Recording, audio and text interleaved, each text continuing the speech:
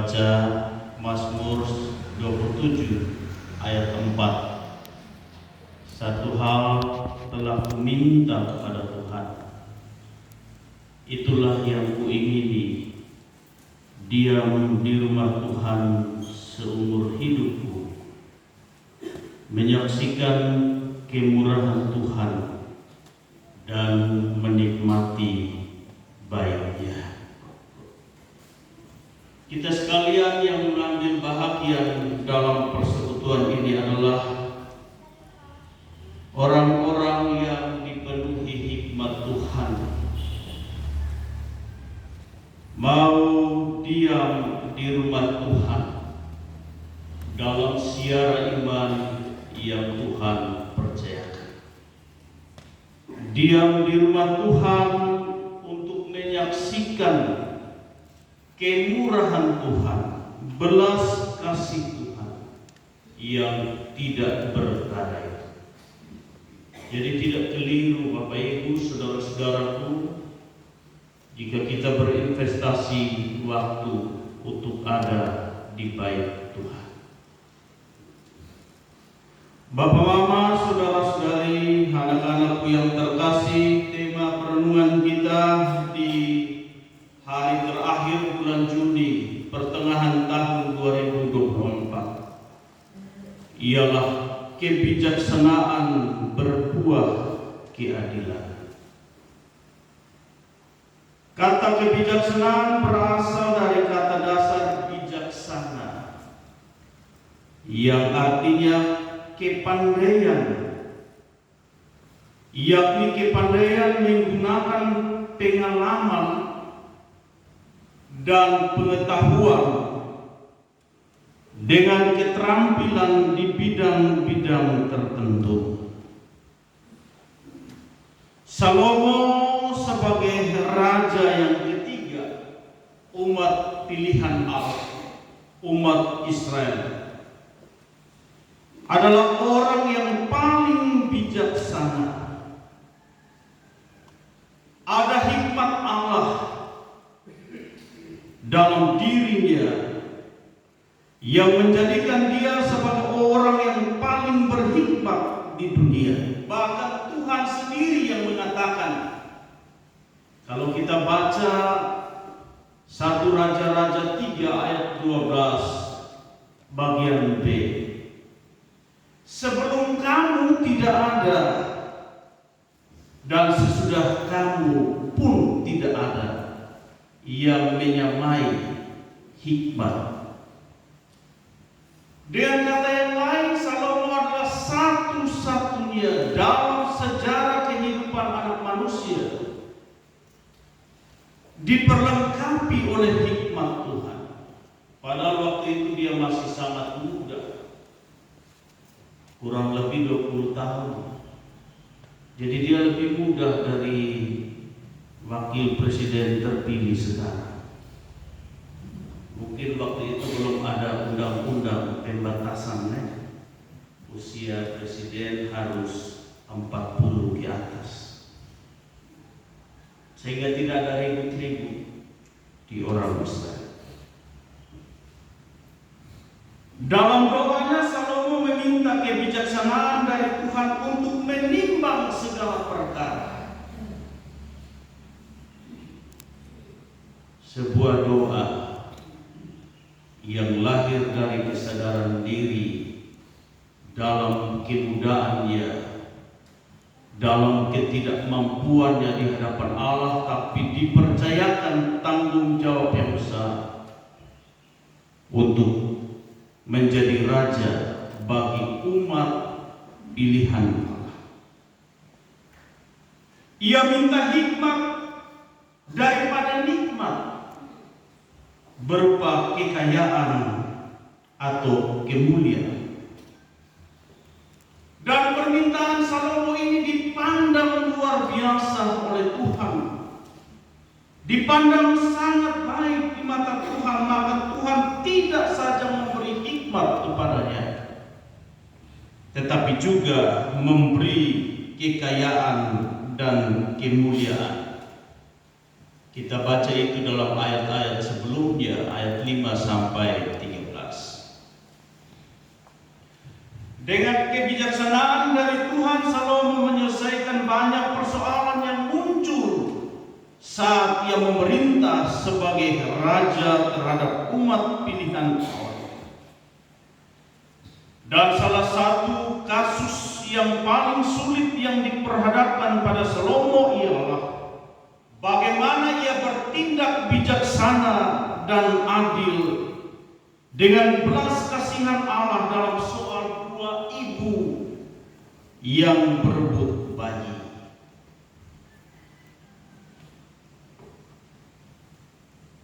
Kita sama-sama mendengarkan bacaan tadi bahwa ada dua perempuan yang hamil hampir bersamaan. Karena mereka melahirkan itu beda hanya 3 hari. Mereka melahirkan dalam satu rumah tanpa ada orang lain. Tidak ada saksi.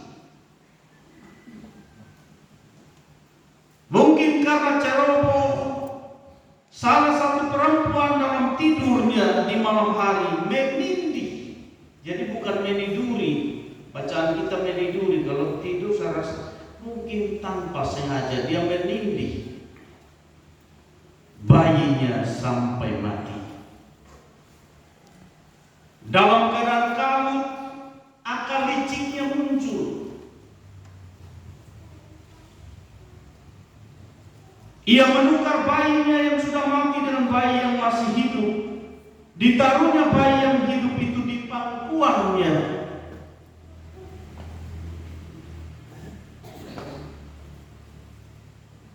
Dua ibu mengklaim bayi yang hidup adalah miliknya. Dua ibu ini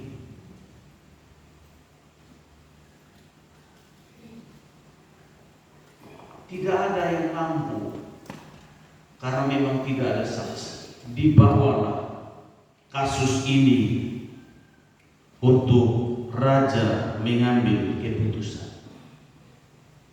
Sekali lagi, Salomo masih sangat muda, tapi dia telah meminta yang terbaik dari Tuhan. Hikmat untuk memutuskan segala persoalan bergumulan dalam kehidupan umat pilihan Tuhan. Hanya kedua perempuan itu yang tahu sesungguhnya siapa bayi yang dilahirkan dari rahimnya. Karena sekali lagi usia bayi itu hanya terpaut 3 hari.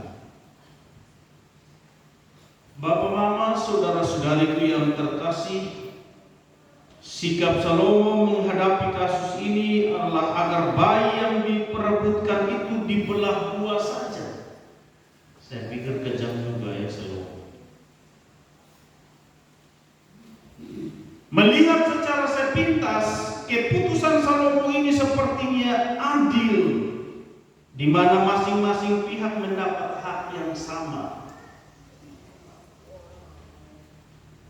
Akan tetapi sesungguhnya tidak bijaksana dan tanpa perasaan, tidak lagi memiliki hati nurani, kejam, bengis, tega-teganya membelah 2 bayi yang masih hidup, bayi yang punya harapan, yang punya masa depan.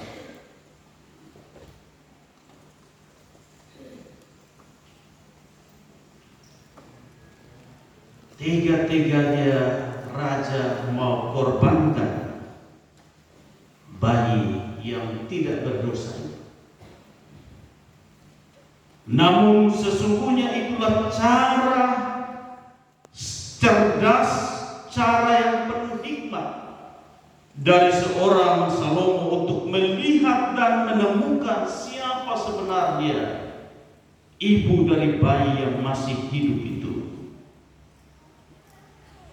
Bagi perempuan yang kehilangan anaknya, bayi yang diperebutkan itu tidak memiliki hubungan apapun dengannya.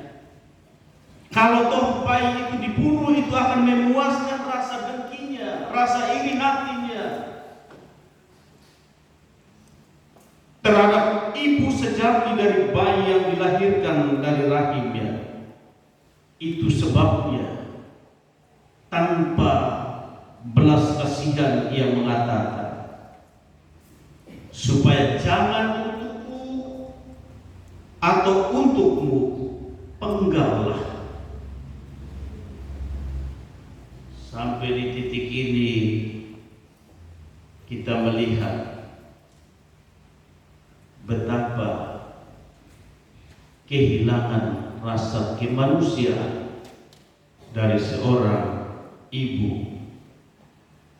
Namun tidak demikian untuk ibu yang sesungguhnya. Ia menentang, ia berani menentang keputusan raja. Saya pikir kalau tidak lahir dari kedalaman hati rasa iba, cinta terhadap bayi, dia tidak akan berani menentang keputusan raja. Tetapi ketulusan hati untuk kehidupan seorang bayi, dia berani ambil keputusan itu. Bapak, mama, saudara-saudaraku, menentang keputusan raja waktu itu, kalau bukan ada keberanian yang datang dari Tuhan, saya rasa tidak akan. Jangankan waktu itu, coba 50 tahun yang lalu berkata tidak kepada keputusan raja.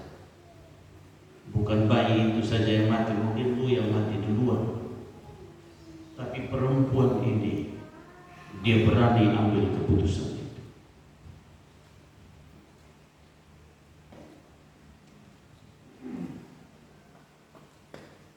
Ia menentang, sekali lagi dia tidak setuju dengan keputusan raja. Ia lebih rela tidak mendapatkan anak itu. Yang penting anak itu hidup. Yang penting anak itu selamat. Ayat 26a. Ia membayangkan buah hati yang dikandung dan dilahirkan sedang dipertaruhkan nyawanya. Tidak ada yang bisa membela. Maka akan lebih baik ada kerelaan anak itu hidup dan dipelihara oleh musuhnya daripada harus dibunuh. Kerelaan hati menyelamatkan nyawa anak yang dikandung dan dilahirkan jauh lebih berarti, jauh lebih berharga daripada kehilangan seorang anak dengan cara mati dibunuh. Pada titik inilah kita melihat dengan jelas hikmat Salomo yang membongkar total, yang membongkar tuntas akal licik dan dinginnya hati manusia yang dibelenggu oleh dosa, kedengkian dan iri hati. Pada sisi yang lain, Salomo membangkitkan betapa pentingnya hati nurani yang tulus dan murni dari orang yang belum kehilangan rasa kemanusiaan.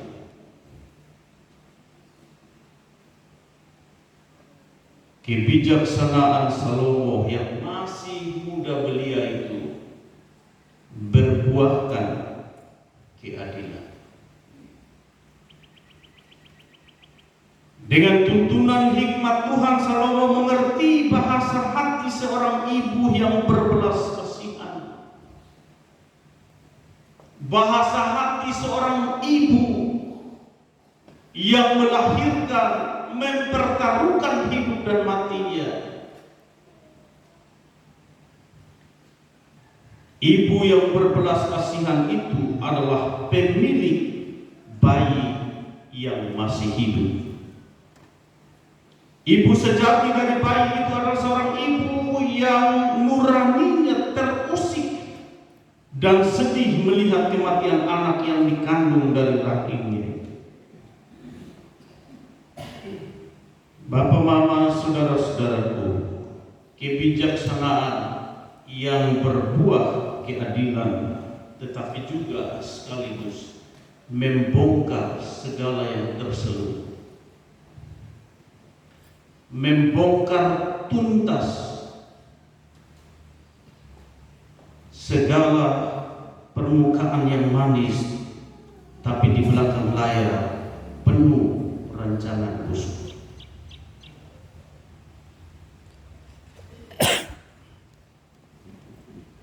Kebijaksanaan yang berbuah keadilan dalam kasus ini membuat semua orang percaya bahwa keputusan Salomo bersumber dari hikmat Allah. Bahwa Allah sesungguhnya terlibat bersama orang-orang pilihannya untuk mendatangkan berkat bagi banyak orang, sekaligus menghindarkan orang-orang pilihannya tersandung dan jatuh dalam pengambilan keputusan yang salah. Hikmat dari Allah ada dalam hati Salomo untuk melakukan keadilan. Bapak, Mama, saudara-saudari, pesan firman Tuhan bagi kita ialah: pertama, berdoa minta Tuhan beri kita hati yang bijaksana, hati yang penuh hikmat untuk setiap keputusan yang akan diambil. Setiap kita, Bapak, Ibu, Saudara, dan saya adalah pemimpin, baik untuk diri sendiri, juga pemimpin dalam keluarga, pemimpin dalam dunia kerja, masyarakat, gereja, pemerintah, dan lain-lain. Sebagai pemimpin pasti akan mengambil keputusan yang terkadang tidak mudah, apalagi berhubungan dengan kehidupan sesama.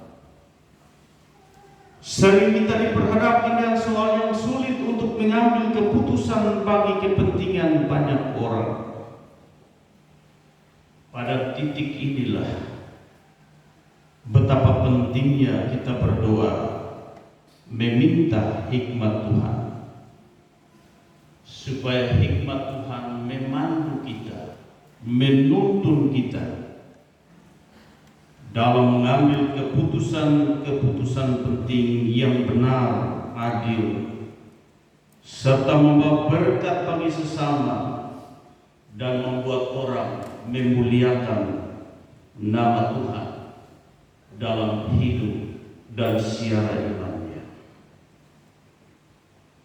Rasul Yakobus dalam 1 Yakobus 1 ayat 5 mengatakan demikian: tetapi apabila kamu ada yang kekurangan hikmat, hendaklah ia memintanya kepada Allah yang memberi kepadanya semua orang dengan murah hati. Hikmat sejati hanya ada di dalam Allah. Kepada Dialah kita terus meminta dalam setiap keputusan-keputusan yang mesti kita ambil terhadap pergumulan kehidupan kita. Yang kedua, betapa penting rasa hormat terhadap kehidupan yang Tuhan anugerahkan dari rahim seorang ibu. Kisah ibu yang nuraninya terusik pada kehidupan seorang bayi yang dikandung ini jadi pelajaran berharga bagi kita semua, khususnya bagi kaum perempuan di zaman modern ini. Bagi para ibu dan calon ibu, milikilah belas kasihan pada anak yang dikandung dan dilahirkan dari rahim dengan belas kasihan Tuhan. Kehidupan yang Tuhan mungkinkan terjadi dalam rahim seorang ibu itu adalah anugerah terindah dari Tuhan. Tidak semua orang dianugerahkan kandungan untuk hamil dan melahirkan. Karena itu jika ada yang hamil dan melahirkan, rawat dan peliharalah hidup anak-anak itu sebagai mutiara-mutiara, permata-permata berharga dan terindah dari Tuhan. Setiap perbuatan yang menghilangkan nyawa seorang anak adalah perbuatan dosa yang akan dimintai pertanggungjawabannya kelak oleh Tuhan, Sang Sumber hidup. Karena itu betapa pentingnya hati yang berbelas kasihan pada anak-anak. Itulah sikap benar, sikap adil pada anak-anak. Selain itu kepada anak-anakku, betapa pentingnya menaruh rasa hormat pada orang tua, pada ibu yang telah mengandung, melahirkan, dan membesarkan. Ketulusan hati seorang ibu yang merawat sejak dalam kandungan hingga melahirkan dan membesarkan, menyekolahkan, menghantarmu mungkin sampai titik membangun hidup rumah tangga adalah buah cinta dan ketulusan hati Allah yang ada dalam diri orang tua terkasih kita. Karena itu hargailah orang tua kita, hargailah ibu dan bapak kita, minimal dengan cara mendoakan dia senantiasa, menghormati dan mengasihi mereka sebagai Allah yang kelihatan. Doa seorang anak pada Tuhan untuk ibunya dan doa seorang ibu pada Tuhan untuk anaknya sama-sama mulia di mata Tuhan dan besar kuasa-Nya. Tuhan memberkati kita dengan firman-Nya.